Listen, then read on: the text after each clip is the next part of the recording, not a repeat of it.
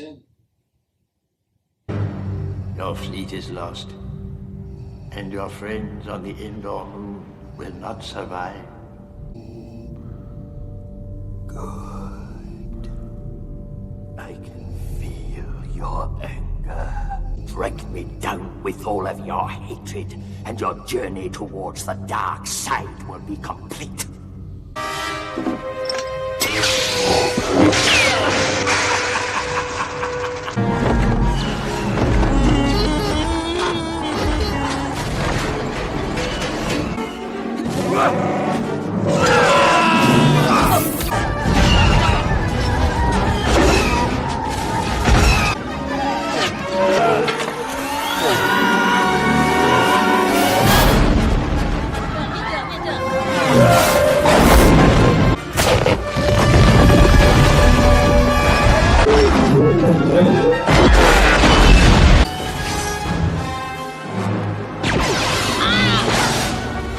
It's not bad. Freeze! Oh dear. Don't move! I love you. I know. Stand up!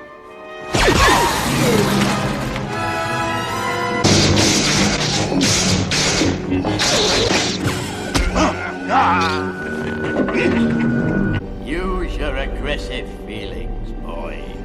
Let the hate flow through you. I will not fight you, Father. You are unwise to lower your defenses.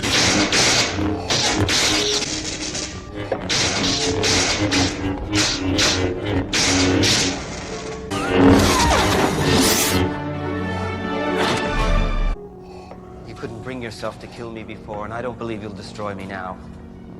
You underestimate the power of the dark side.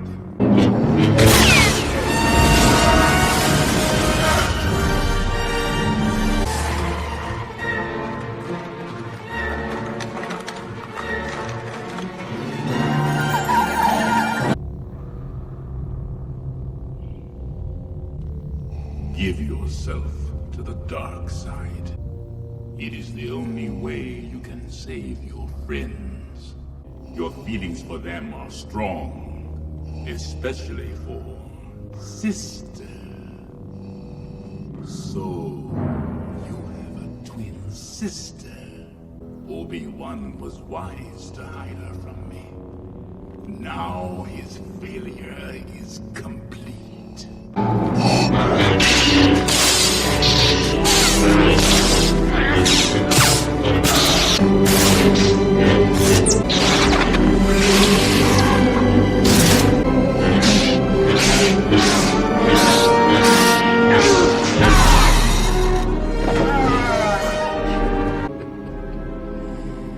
Your hate has made you powerful.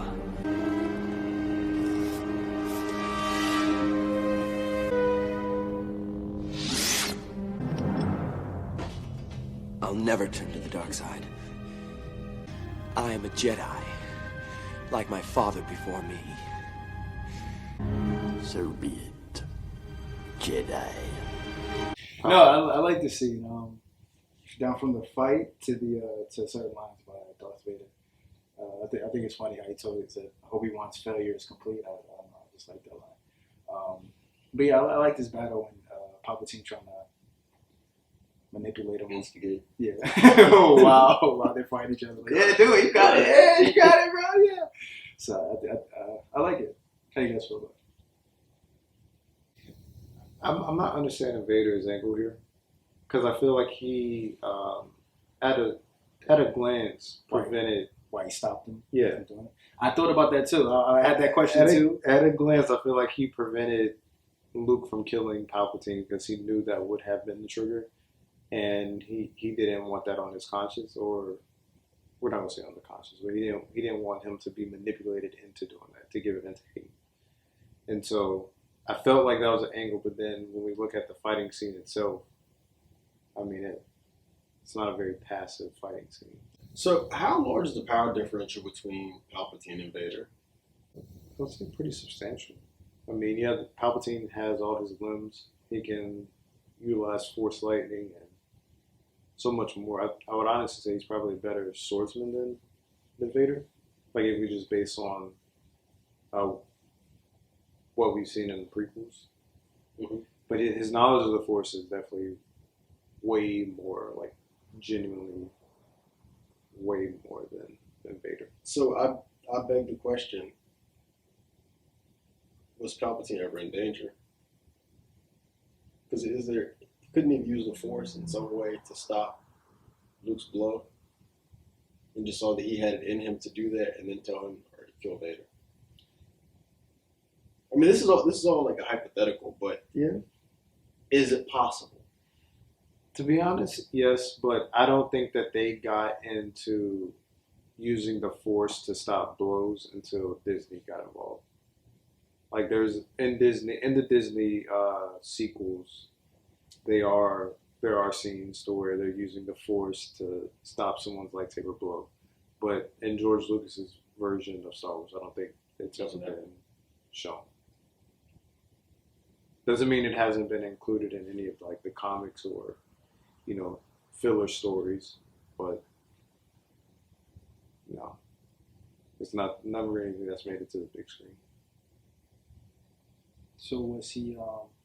So if Luke did it, he would accept. Like he would have been okay with that, Palpatine. Like if Luke. I don't know, because I mean, if we think back to, well, we don't even have to think back. We think forward to, the prequels. Palpatine had already mastered, and I think I talked about this in a bit of Phantom Menace, but they had already been doing like testing of like transferring the Force essence to other bodies, and so Palpatine was heavy into cloning, and so if you're familiar with any of like the sequel stuff, like a lot of the antagonists in that movie, like that are part of the the First Order, or forgot what the Empire is rebranded as after this, but they're just clones of Palpatine. And then at the end of Rise of Skywalker, you see that Palpatine ends up surviving this, and he needs like the forgot what it is, but he needs like the power of two to become one again. And so I'm pretty sure he would have been fine with it just off that alone, but I asked that because scenario, Luke actually does kill him, but he still doesn't go to the dark side. Like he actually ends up helping Darth Vader. Well, I think it goes more into what exchange they had, I think, in 2 scenes ago, where he was like, your overconfidence is your, I forgot what he says. Your weakness? Yeah. And I think that's playing into his hand, like, or that's playing into the angle you're trying to take. Like, Palpatine had already had a vision of this playing out a certain way, like foreseen it. Even if we think back to when he's telling Vader, like, Luke is going to seek you out, and Vader is like perplexed by it. He's like, yes, I've foreseen this. I'm pretty sure he's more or less just moving at, the pace of everything he's seen thus far. So is there a genuine concern that him getting killed and then the universe going back to peace and harmony? Absolutely. But I think he is siding with what he has foreseen. I also like when Luke was first brought in there, he was talking to Palpatine. He was just like, "Nah, I'm not going to the dark side." You see Darth Vader turn like, "You really okay?" What are we talking about in the car, son? You really still on this? Okay, goddamn it! Like, don't let me do this. You really gonna make me fight you? Turn his own body. Like, okay, really? Okay. I just think that's funny. But yeah, I like this fight though. Just imagine like father and son having to fight. Like it's just, I don't know. It's really weird when you look at the when you look at it from a macro level. Like there's this deity, and then the deity is making father and son fight each other to become second, or to either stay second in command, or to become second in command, or just any other alternative outcome. It's very interesting. Yeah, I think this is definitely a strong lightsaber duel. Definitely the best lightsaber duel of the original trilogy. Yes, I will agree with that. Yeah. It's the most fluid. It's not clunky like The way Vader is fighting in He's moving. in the fifth movie, I was not a fan. He looked very cumbersome and clumsy, but this was a lot more fluid. You got to see a lot of his aggression, and then also you got to see some of the aggression from Luke too. Like that's like, yo, chill. He was just like doing the overhead, treating like it was a bat, really. But yeah, I think this is one of the more well done lightsaber battles. Definitely in the original trilogy. Yeah, I actually don't agree with Dez. I think it was probably the best original trilogy. I don't even think it's close. Yeah, probably not. This is just more. Because Obi-Wan and Darth Vader, they're just jabbing back and forth until. Yep. And then even the first duel between Luke and Vader, excuse me. I was going to call him Anakin. See? Is that right? I will say though that there's like two sides, because when I think back to the beginning of this movie when Anakin is, dicing up the people at Jabba's palace, his swordsmanship isn't as fluid as it is here. Like it looks like he's overreaching to. Just give me a Luke. Yeah, Luke. When Luke was fight, when Luke was fighting the people at Jabba's palace, like his just swordsmanship then didn't look as fluid as it does right now. Like he kind of looked a bit clumsy swinging it around. Yes. To see it come full circle here, I think it saved it a bit. Where he was just knocking people off that little platform. Yeah. Like he was just reaching with it. Yeah. I wasn't a fan of that scene. Nah. For that reason. It was just, he was wielding it more like, so I do know that there are different types of swords, like medieval European swords, like the Claymore and ones like that. They did use them because they had suits of armor. They wielded them like bats. And so that's more akin to what he was doing. But we've also seen lightsabers slice through matter, bodies, everything. So it was just really strange to see him using it like a... I mean, he just took off. I mean, granted, it's his cybernetic hand. He just took it off again. He did it. he severed a limb, to your point. But in that particular scene, he was using almost like the... you've seen American Gladiator, haven't you? No. Where they sit on the platforms, they have different kind of obstacles. Anyhow, where you knock people off. That's how he was using it. Yeah. It was just very, very strange. And so I didn't really care for that, just because I know that the lightsaber should be like decapitating people and cutting stuff off. Fight! Final round, round 11. If you will not be turned, you will be destroyed.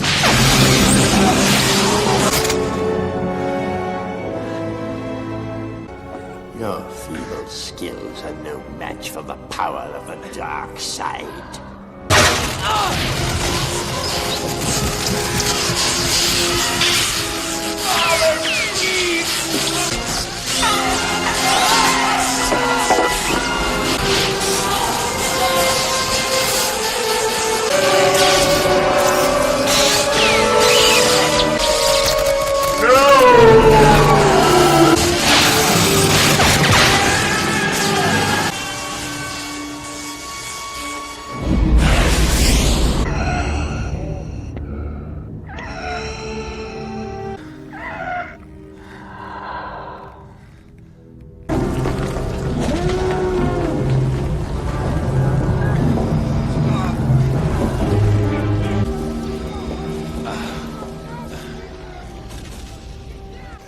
Luke, help me take this mask off. But you'll die. Nothing can stop that now.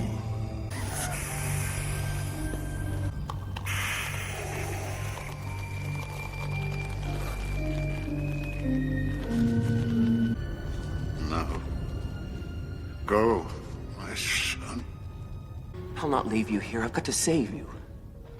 You already have. Luke. Tell your sister you've arrived. Father.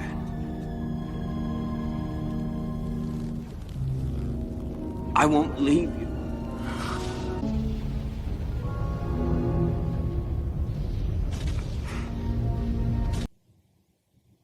That was a really subtle touch. I never noticed that when he was dying, his music played again. Well, the melody did. But it was a different instrument, a different sound to it. Like a outro type of thing. Like, Yeah. this is it.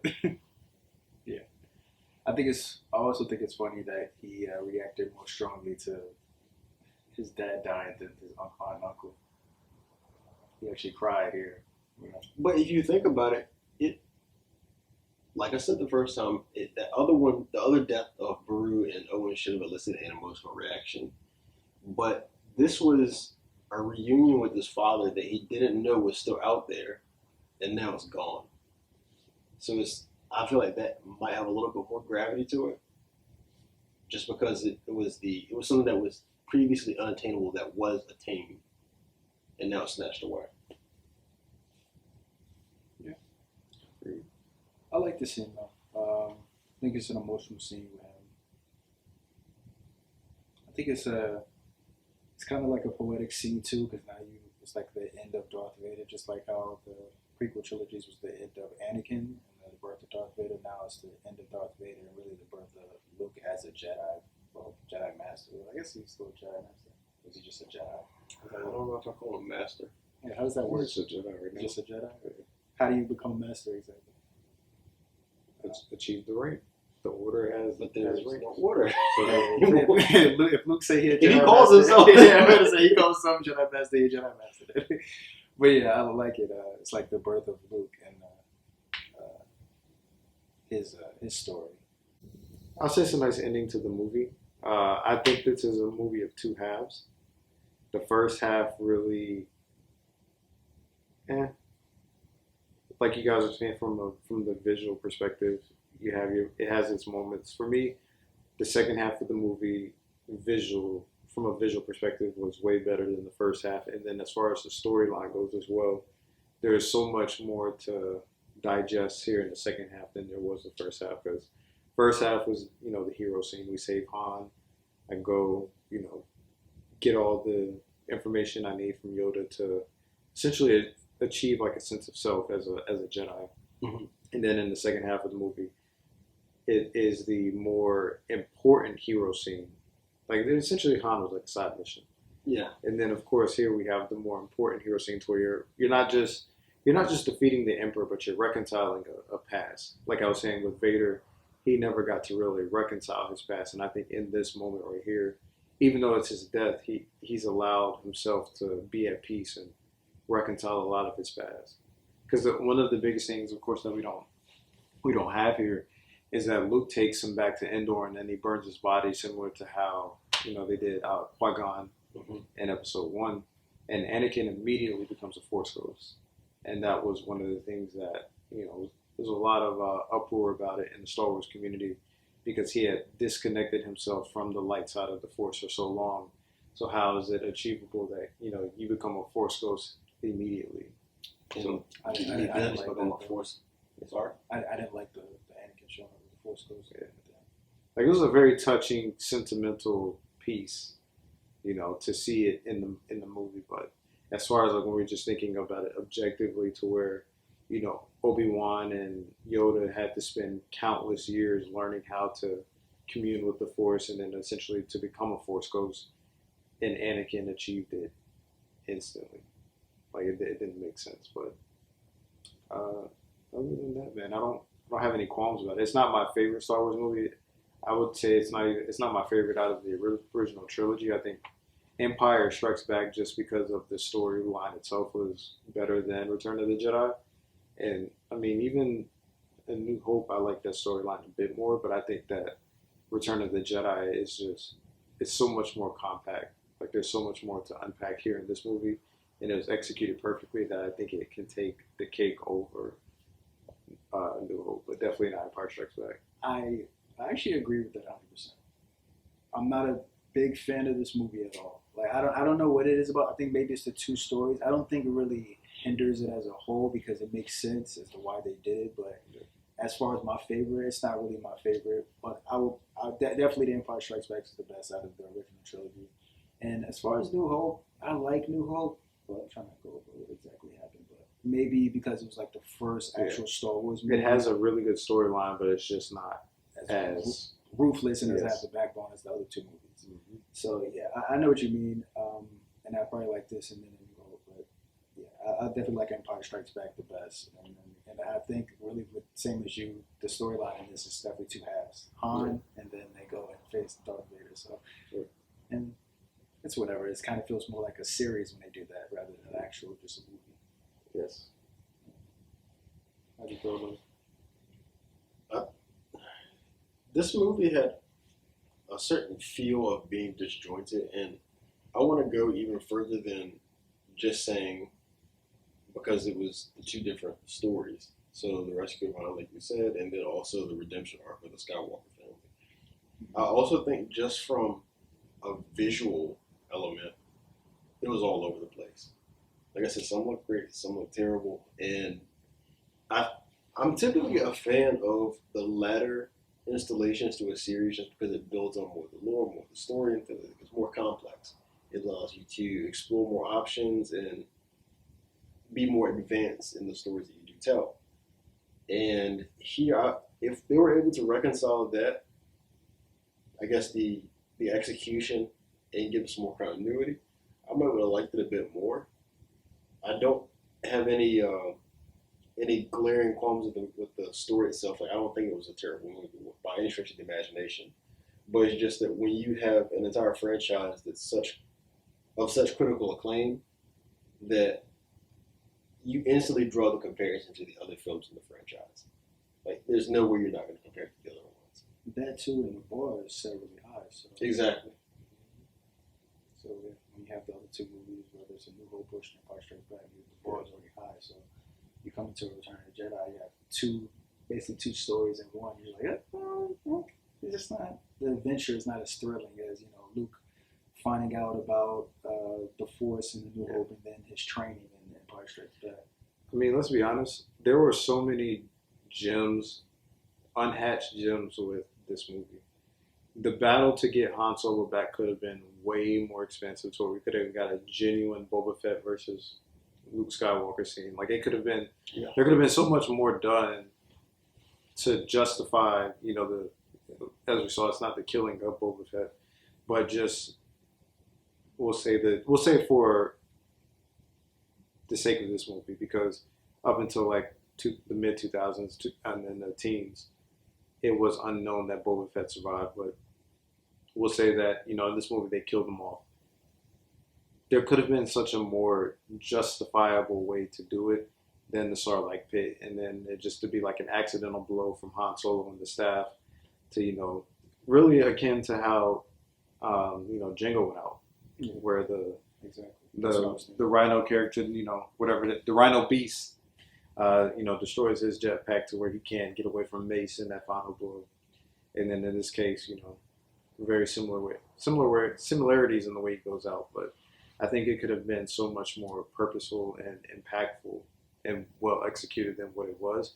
But that's not to take away from the genius of George Lucas, because I don't think in the moment it was a bad execution, but I think hindsight being 2020, and then just seeing how big the prequels were, that have been like, damn, if we could have got a bit of the the majestic George Lucas that we got in the prequels in Return of the Jedi, this would have been enough to take it over Empire Strikes Back.